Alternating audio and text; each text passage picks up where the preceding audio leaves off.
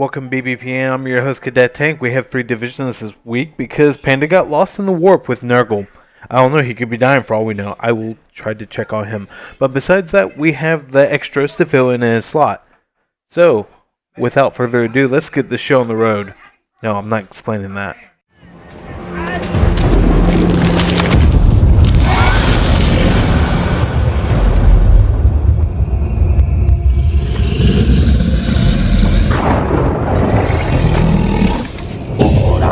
To the great deceiver!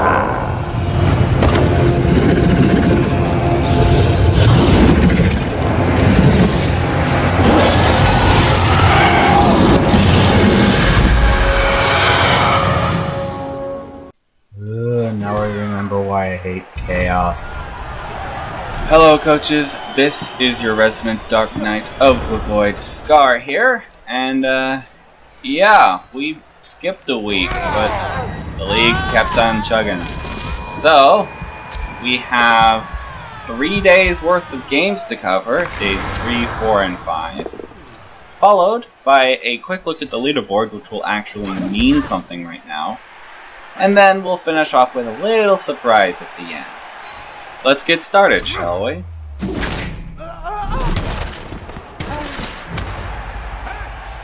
Starting off at the top of day 3, we have Cthulhu Fhtagn tying with the Jesters, 1-1.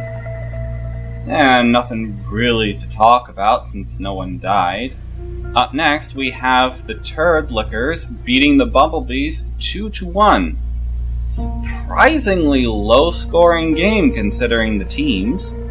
Up next, we have the Rah Rah Rahs beating Motorboarding 2-1. This Undead team is surprisingly score-happy considering. I wonder how they get away with this. Up next, we have Mayhem beating the Titans 1-0. I guess the dice just weren't on their side. Still funny though. Up next, we have the Bumblebees decimating the Jesters 3-0.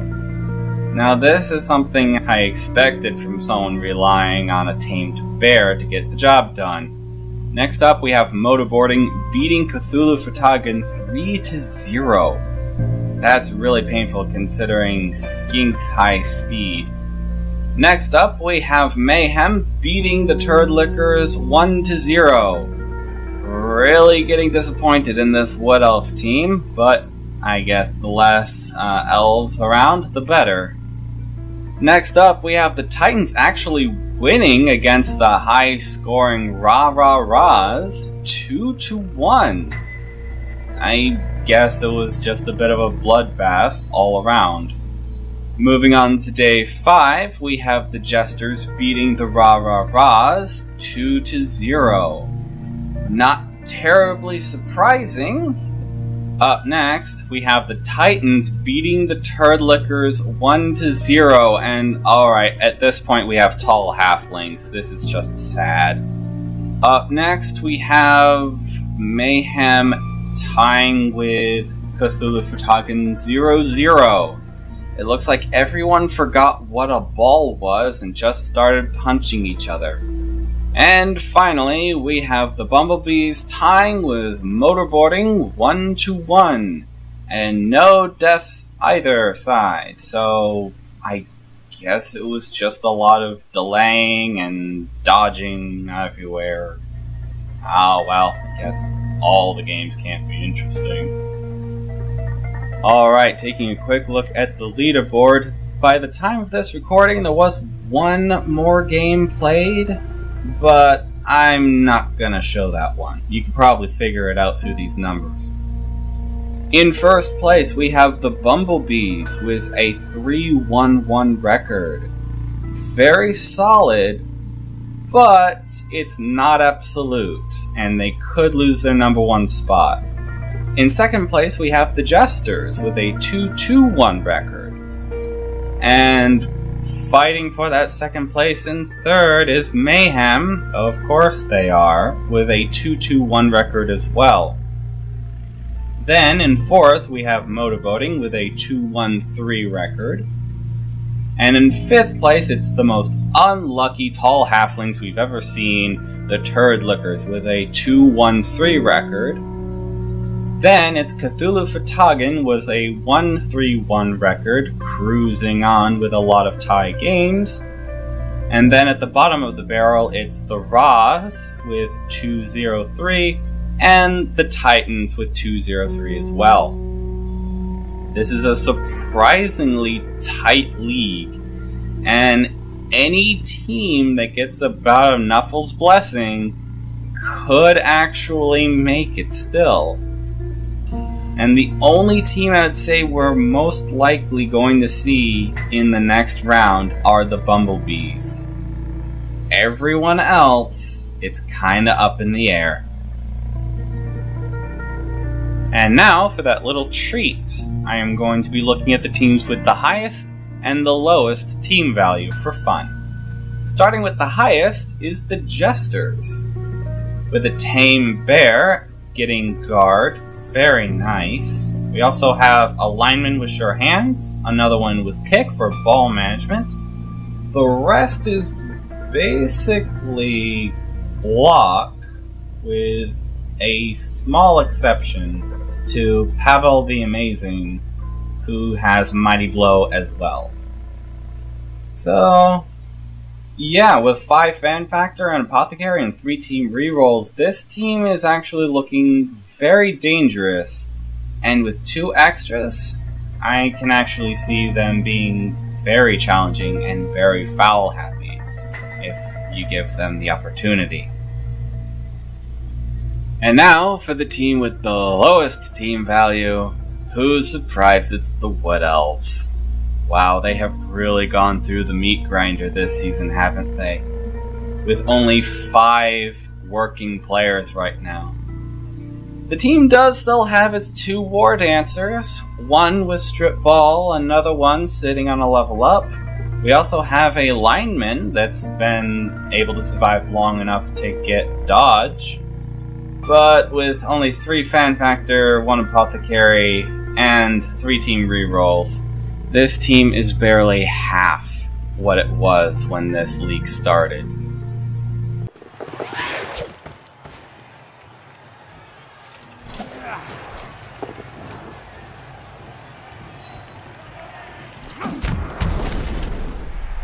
Whew, this is coming down to the wire, isn't it? It's do or die in these last 2 games, and pretty much anything can happen, and it all falls under who's going to get the Nuffle's Blessing. You better start sacrificing those loner boys, because this is going to be a bumpy ride. This is Scar saying, win or lose, the Void always gets its revenge. Back to you, Cadet.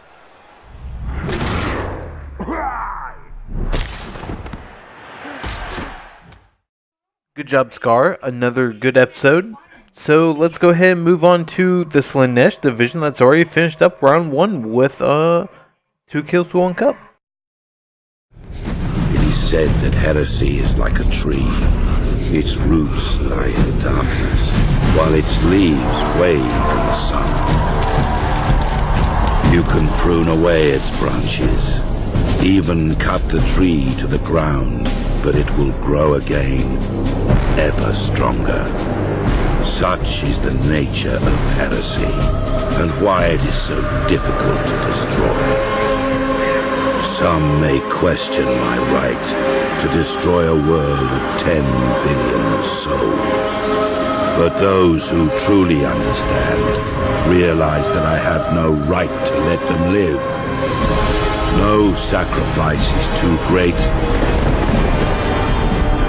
No treachery too small. Hello Blood Bowl fans, this is 2 Kills 1 Cup, doing the BPN Season 2/Div coverage. Let's go ahead and take a look at the teams. We are actually done for round 1. We are on the day 7 schedule, where we only have 1 game left to play, but this is actually an admin because Basic Bitches by Steeler Daddy has dropped. So, with the teams here, let's check the leaderboard, because we will actually look at the teams going forward.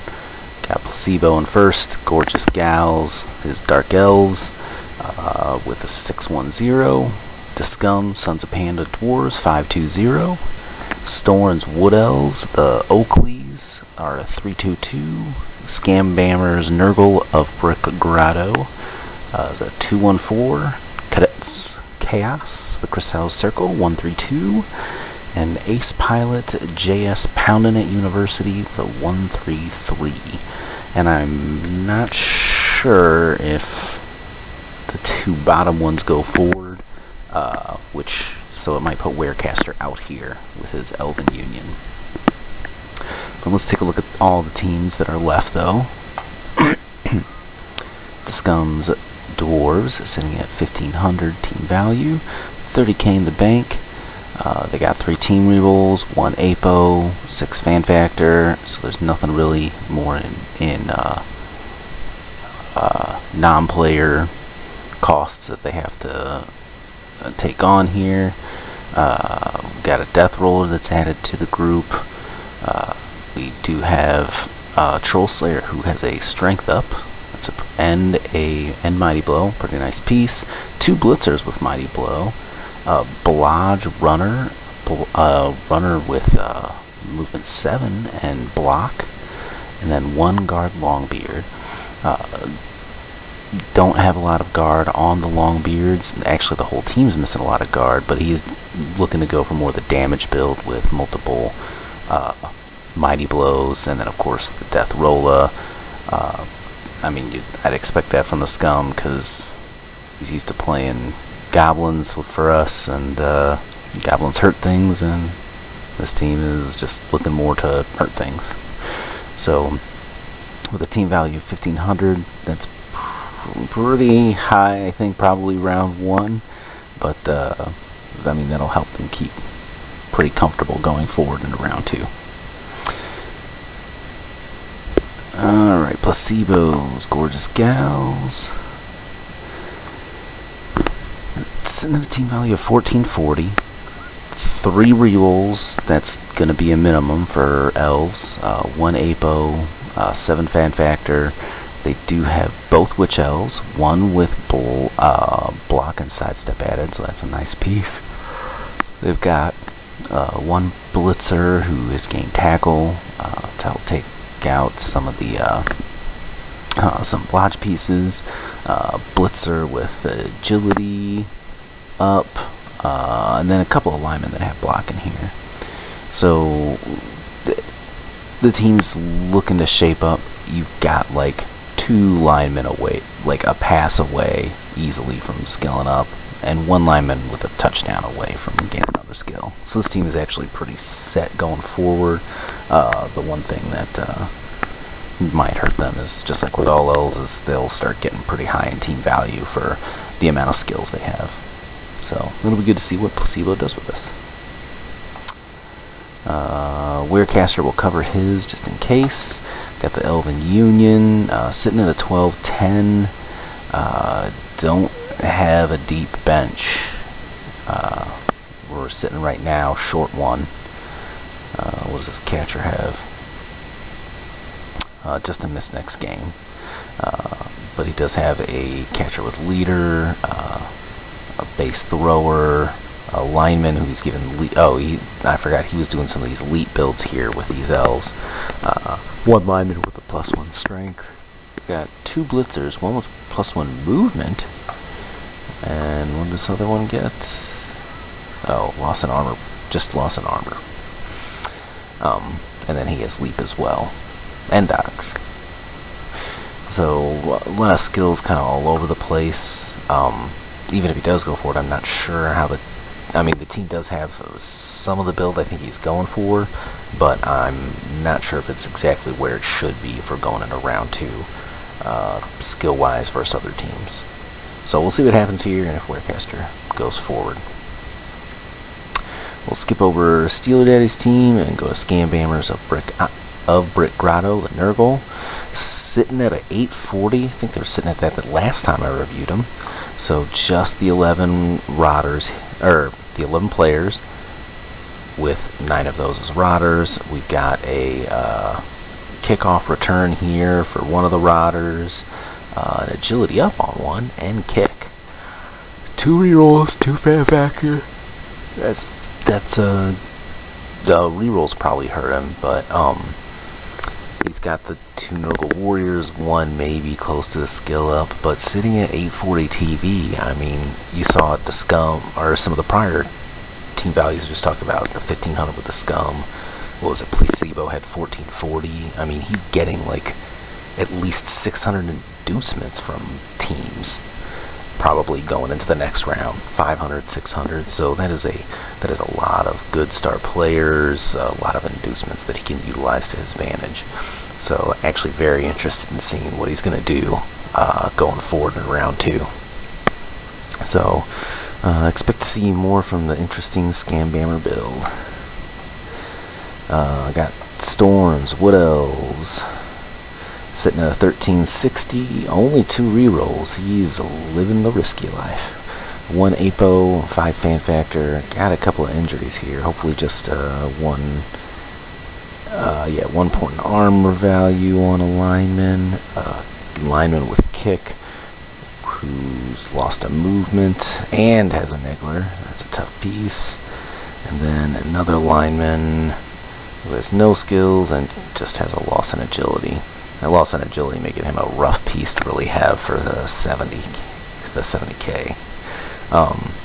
Does have a treeman, has a catcher that's got blodge now, and the sidestep, as well as the sprint. It's got 2 war dancers, both of them with tackle, one with a little extra movement, that makes it a dangerous piece. So despite some of these injuries, this team could turn around from this, but I think really he's got to get rid of this lineman here with a low agility who's not really helping the team at the moment. Maybe when he's got 130k, maybe he gets one more game, he decides to off this dude, and then you're already struggling with this -1 movement niggler piece who's just gonna eventually go. So be interesting to see how Storm goes forward and pulls off getting somewhere with this team, because they're in a little rough shape, but they can still make it in round 2 all the way. So Cadet, Cruzal Circle, his Chaos team. He's got 3 rerolls, that's great. 1 APO, 4 fan factor. Lacking on the skills.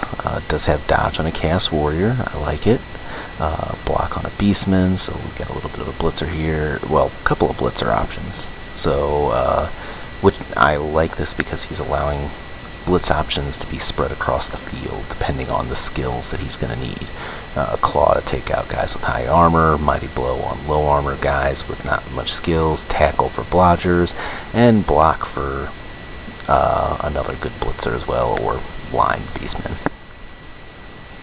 So even though it's not a lot of skills, he's really spreading it on the Beastman. That's where it should be. He's going for more versatility with them, as opposed to where you see a lot of people just pour garbage into the Chaos Warriors and make them Claw, Mighty Blow, pile on pieces that are boring and actually can cause you more harm than good sometimes if they don't do the exact job they're supposed to do. So I'd like to see what Cadet does going forward with the team. I think he'll be pretty successful with it. Alright, Ace Pilot's pounding it. Got the Lizardman, 3 team rerolls, great. 1 APO. Has got his Croxy, who's got Guard, excellent. Does have a Saurus who's taken a miss next game, that's not too bad. Got 1 Blitzer, a Saurus, or more of a dedicated one with a tackle, but he has 2 other block ones. Those are probably linemen or blitzers as well. Some skinks with regular skills, sidestep, and diving tackle. two that don't have skills, but that's fine. He's sitting at 1160. That is a lower team value, so he's going to start getting inducements, which can help with the skinks, but really he needs some of these swords to pick up some skills to round this out in order to keep moving forward and keep up the pace as teams move up in team value. So we'll get to wait and see what Ace does with these Lizzies going forward. And I already covered the leaderboard. Like I said, I'm not sure where Caster is moving forward, but I believe the top 6 will be going forward, so congratulations. And we will see what happens with these gentlemen in round 2. So, 2 kills out. Good coverage, 2 kills. Okay, that's probably the last we hear for him for probably a week until the rest of the divisions catch up. Okay, so we took care of Zinch, took care of Slaanesh. Let's go ahead and see what's going on with the extras. No, that's not what I'm asking. I'm just saying. Well, the point is that I told everyone that you would be here.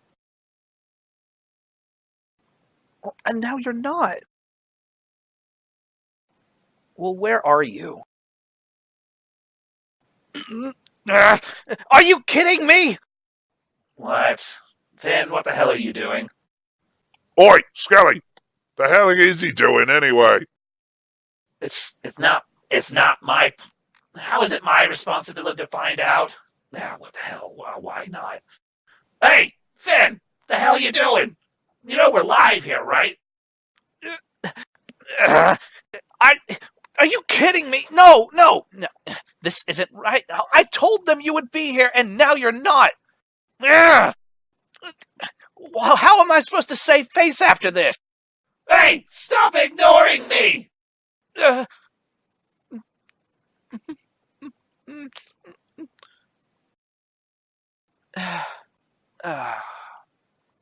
Fine.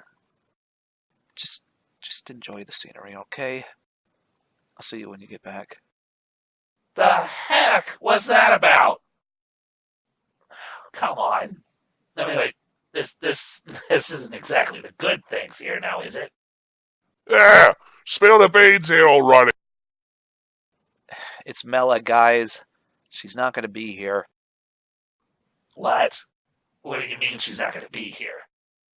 I said she's not going to be here. She's on vacation. What?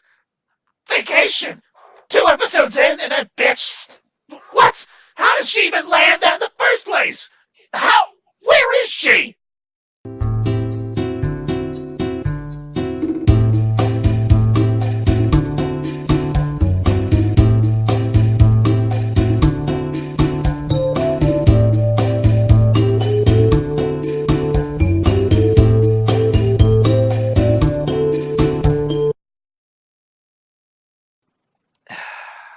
I don't want to talk about it. It's painful enough having to deal with her in the first place. Let's just move things along, all right? Grimwald, let's start with you. Your segment should be ready right now, right? Oh, I see. You don't have shit, do you? Then just throw it all to the necromancer, why don't you? But you know what? I actually do have a few things. Thinking back on it now, this week has been good to me. Oh, so many deaths. Oh, it's so rapturous. Okay, reel it back in, Grimwald.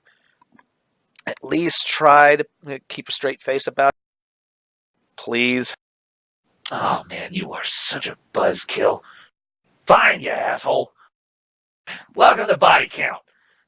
And in this particular instance, we will be covering all the deaths that have happened thus far in Week 7. And mostly because there's only 3 divisions active at the moment. Not going to bother with those asshats that decided to go fast anyway. On the body count board, we happen to have 4 unfortunate souls past beyond the mortal coil. Got a lonely little skink who happened to get sidestepped. Probably tripped over himself. A line elf from a wood elf team. Whatever. Like another elf. A ghoul who somehow managed to get past. like, what the hell was that? And a line woman, most likely from an Amazon team. Huh. I have to admit, that was actually rather interesting. But how about that other thing that we managed to hash out between ourselves after the end of last episode? You got that? You got that, right? Oh my god, I hate you so much. Pushing me to do this. Yeah, sure, we got it. This particular portion is of the dishonorable mentions, mostly pertaining to the undead teams and Nurgle. On the board, we have two stupid jackasses that decided to go ahead and kill themselves off. One hand got a white with Mighty Blow. Probably punched himself to death. He deserved it. Jackass. And, of course, a useless skeleton from the Camry team. I mean, it's just pathetic to watch. But wait a minute. You got that wrong. That white was supposed to have dodge. Why did you say he had Mighty Blow? Look, that's how depressing it is to watch undead guys just die. I can't make a buck off of it, and it's annoying. So get off my back. How about you, Red Hand? Surely you've got something put together, don't you? Of course I do! The heck do you think I do all day? Gamble? Yeah. Yeah, I do.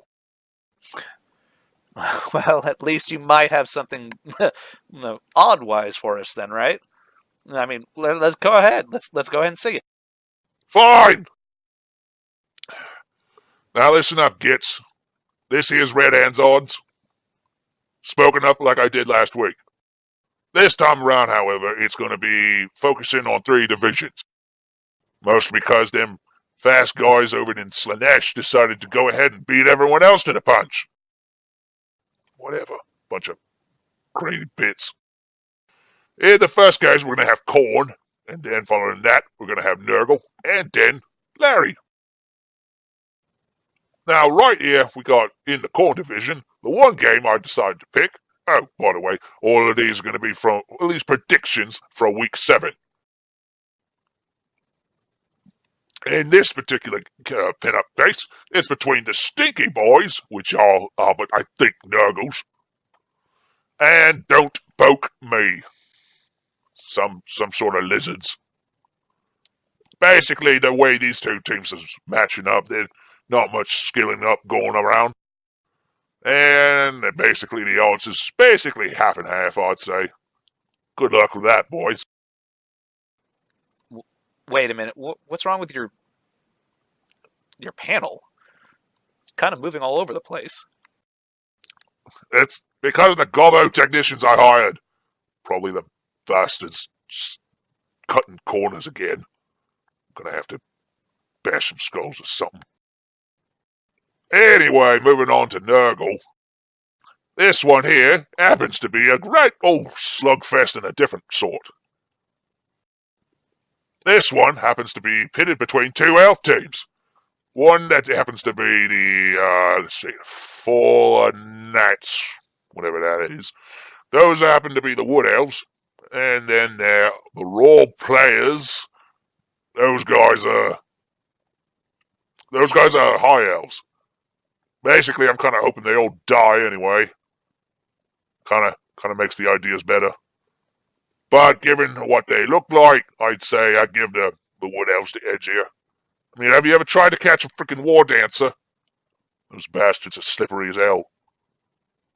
And, well, I mean, they're just fast. And for the last thing, we got Larry. Here in the Larry division, there are 2 big teams that really kind of stand out. At least to me, at least. On the one hand, we got the Titans, which is a Noga team. And then, of course, they'll be facing off against Edgy Bees, or I guess the Dark Elves. Bunch of spiky elves. They annoy me the hell out. They annoy the hell out of me. Basically, the way this one looks up is like, unless them ogres decide to start punching things and can land them punches, I see the Dark Elves running away with this one rather handedly. Yeah. That's about it. Why is there 10%? Where's the 10% fit in? It's just the odds, man. I'm the one who makes it. Anyone who wants to bet on the others, I'm completely fine with me. Hey, you don't have to pick on him anyway, Finn. I mean, you don't even have a segment for yourself this time around, don't you? I had one, but Mela was not here for it. Besides, I've got a lot of other things that I'm working on in the background. Undercover research and such. Oh, is that right? And I wonder what Mela has to think about that, huh? Oh, deep undercover work indeed. You can stop talking about her like that. I don't like hearing how my wife ends up being on the topics of anything. What? Wife? Uh-oh. Shit.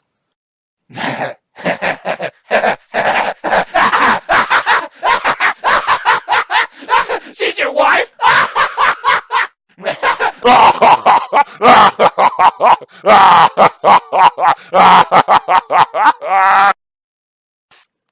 Oh, great. Now I have to deal with this. Well, this has been the extras, and damn it, now I gotta deal with this all day. This is Finhel Nisha saying, if I can't make my own luck, I'll just take it from you. Back to you, Cadet.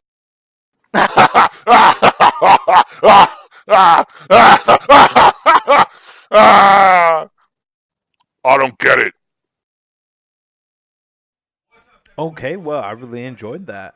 That was a fun episode of The Extras. Can't wait to see Finhel's wife on there next week. We'll find out. Anyway, so our last division is the Corn division. It's 8 with Ace. Unfortunately, I'm going to go ahead and step out early because I have a friend to spend time with.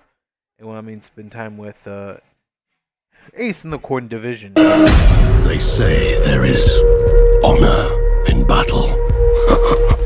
They are fools.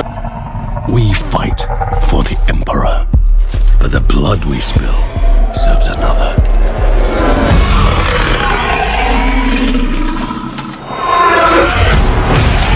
More Lord of Death, keep our souls, lest they fall prey to him.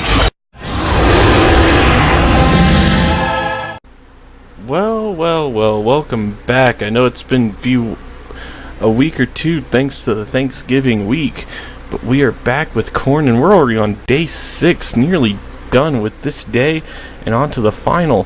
So let's gotta look at our teams, our leaderboard, and the schedule to see how they each ended up.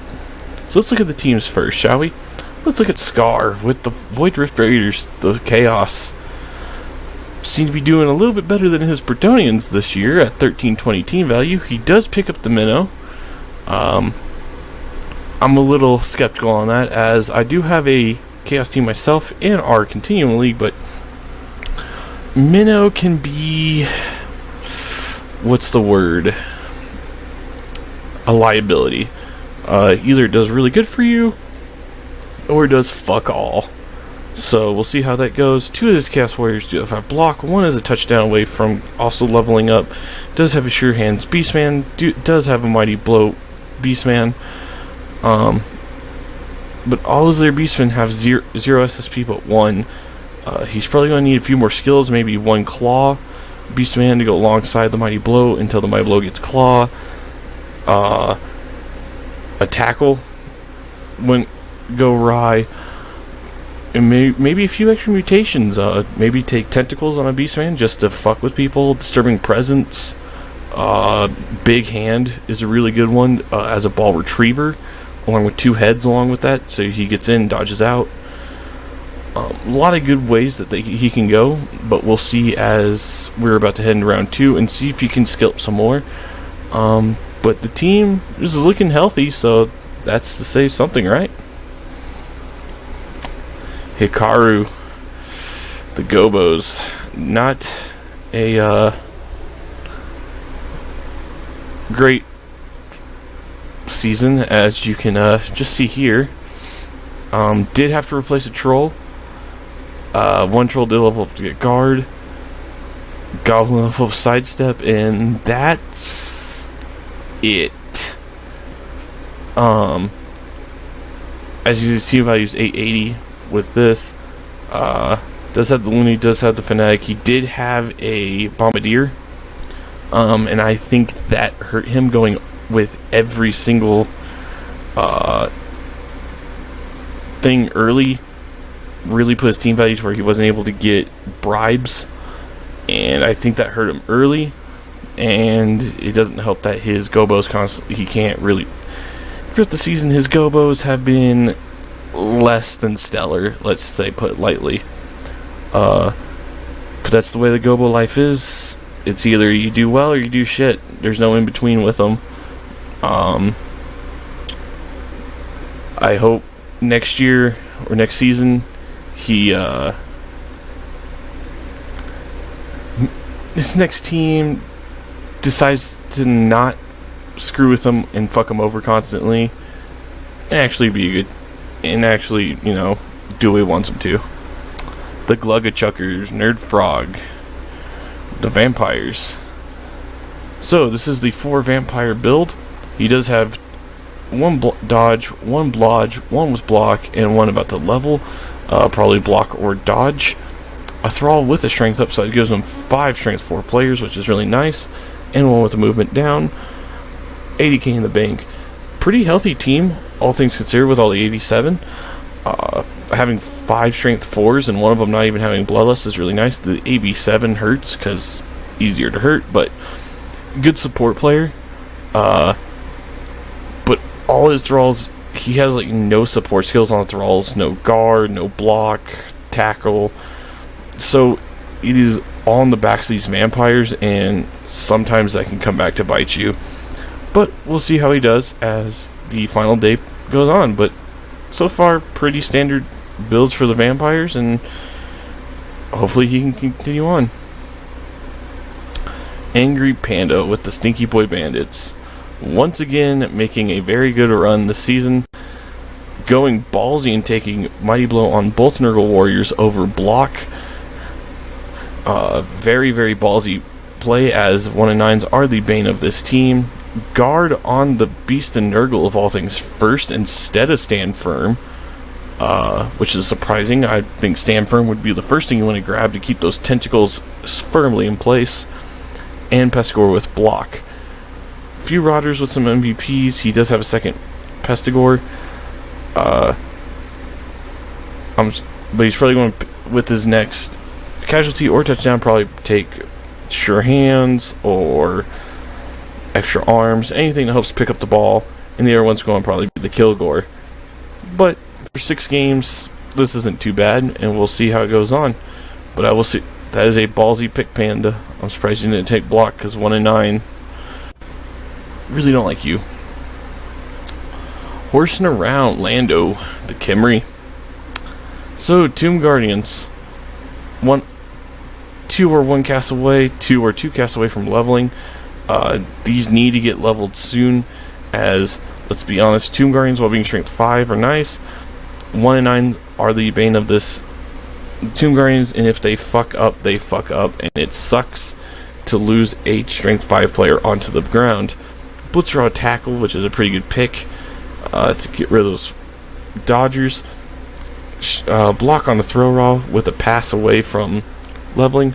Wrestle on a skeleton and dirty player on a skeleton, so probably a lot of fouling going on. Wrestle's good for dodgers if he needs to blitz with him, but bolt down gets that dodger at least on the ground.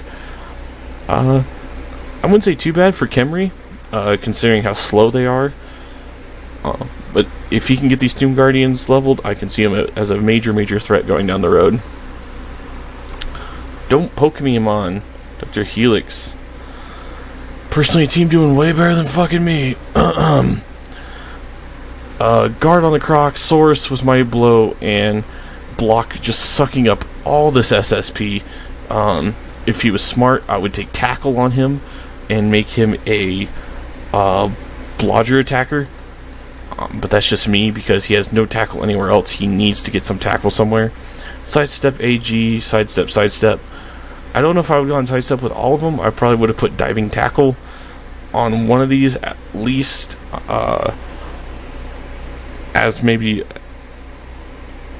as like a screen kind of skink, someone that can really fuck with Dodgers.